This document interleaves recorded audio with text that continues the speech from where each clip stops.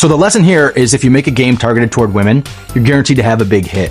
And it's proven more recently with The Sims. Instead of just running around and shooting things, in The Sims, you're building things. You're designing a house. You're building people. You're building relationships between these people. All things that appeal to female gamers. And The Sims went on to become the #1 PC game franchise of all time.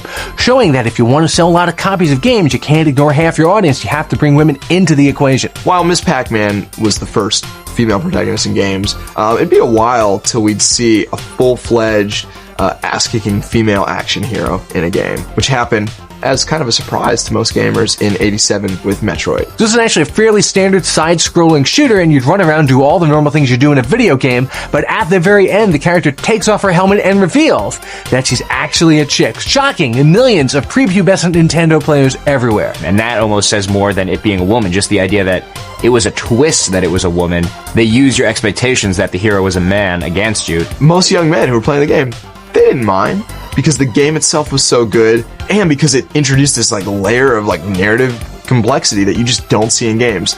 People loved it. But just to make sure the men weren't too disappointed, if you beat it in a certain amount of time, you got to see Samus in a bikini, which set off years of rumors that if you beat it in an inhumanly low amount of time, you got to see her with even less. And people are still working on this problem today. We have our finest men across the country.